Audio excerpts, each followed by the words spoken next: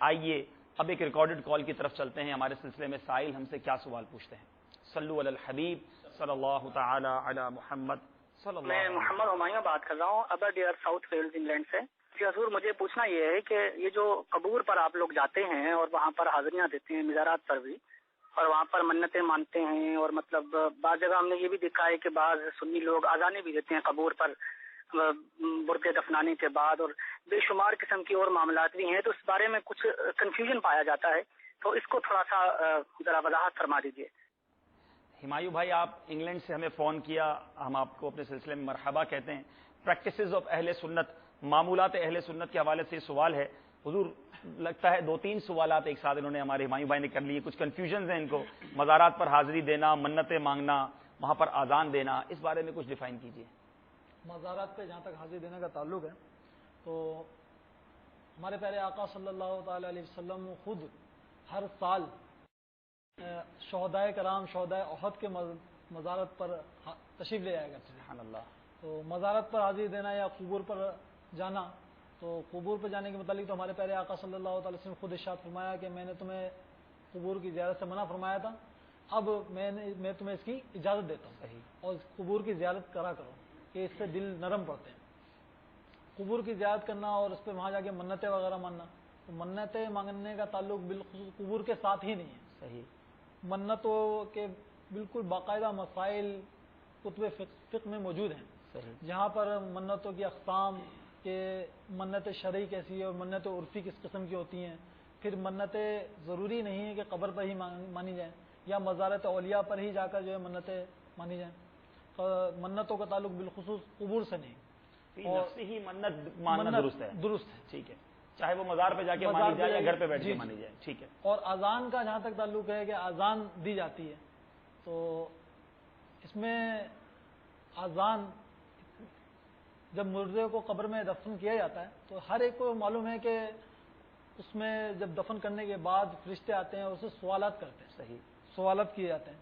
تو علماء کرام نے ارشاد فرمایا کہ اذان کا حدیث پاک میں بیان کیا گیا کہ جس جگہ اذان دی جاتی ہے اور جس جگہ اذان دی جاتی ہے وہاں سے شیطان جو ہے بھاگ جاتا ہے. کیا بات ہے, سبحان اللہ. تو اب جب ہمیں پتا ہے کہ مردے سے سوالات قبر ہوں گے, ٹھیک ہے, اور شیطان جو ہے مردے کو سوالات قبر میں پریشانی پیدا کرتا ہے اور اپنی طرف اشارہ کرتا ہے. جب اس سے پوچھا جاتا ہے کہ من ربوں کا, تیرے رب کون ہے, تو شیطان اپنی طرف اشارہ کر کے کہتا ہے کہ میں, یعنی میری طرف اشارہ کرتا ہے کہ میں ہوں تیرا رب. اسی طرح دیگر سوالات میں پریشانی کرتا ہے. تو کتنا اچھا خیرخواہ ہے اذان دینے والا کہ جب اس کو دفن کر دیا گیا مردے کو اور اس سے سوالات قبر ہو رہے ہوں گے, اور اس وقت اگر اذان دے دی جائے تو حدیث پاک کے مطابق تو شیطان وہاں سے بھاگ جائے گا. کیا بات ہے, کیا بات ہے. تو ایک تو یہ بہت بڑی حکمت علماء کرام نے بیان کری کہ شیطان وہاں سے بھاگ جاتا ہے. حدیث پاک میں موجود ہے کہ جس جگہ اذان دی جاتی ہے وہاں سے شیطان جو ہے بھاگ جاتا ہے. اور دوسرا یہ بیان علماء کرام بیان کرتے ہیں کہ اذان جو ہے وہ ذکر الہی ہے, اللہ تبارک و تعالیٰ کا ذکر ہے اور رحمت کے نزول کا سبب ہے. کیا بات. اور ایک اور بات بہت پیاری ارشاد فرمائی کہ ذکر الہی یہ دافع عذاب ہے, ماشاءاللہ, عذاب کو دور کرتا ہے. حدیث پاک میں ہے کہ اللہ تبارک و تعالیٰ کے ذکر سے زیادہ کوئی چیز عذاب کو دور کرنے والی نہیں. صحیح. تو عذاب کو سب سے زیادہ دور کرنے والی چیز اللہ کا ذکر ہے. کیا بات ہے, سبحان اللہ, سبحان اللہ. ایک صحابی رسول رضی اللہ تعالیٰ عنہ کا انتقال ہوا تو آپ کو قبر میں دفنایا گیا, سعد بن معاذ رضی اللہ تعالیٰ عنہ. تو جب قبر برابر کر دی گئی تو ہمارے پیارے آقا صلی اللہ تعالی علیہ وسلم نے تسبیح ارشاد فرمائی. اس کے بعد لوگوں نے بھی حضور علیہ الصلوۃ والسلام کے ساتھ تسبیح بیان کی. تسبیح کرنے کے بعد پھر آپ صلی اللہ تعالی علیہ وسلم نے تکبیر پڑھی. صحابہ کرام رضی اللہ تعالیٰ عنہ اجمعین نے بھی تکبیر پڑھی. جب اس سے فارغ ہونے کے بعد صحابہ کرام نے آپ صلی اللہ تعالی علیہ وسلم سے عرض کی, حضور آج ہم نے آپ کو یہ معاملات کرتے ہوئے دیکھا, پہلے آپ نے تسبیح پڑھی اور پھر اس کے بعد تکبیر پڑھی, اس کی وجہ؟ تو حضور علیہ الصلوۃ والسلام نے ارشاد فرمایا کہ اس مرد صالح پر قبر تنگ ہو گئی تھی, حتیٰ کہ اللہ تبارک و تعالیٰ نے ان کی قبر کو کشادہ فرما دیا. میں نے جب تسبیح پڑھی اور تکبیر کہی تو اللہ تبارک و تعالیٰ نے ان کی قبر کو کشادہ فرما دیا. سبحان اللہ, سبحان اللہ.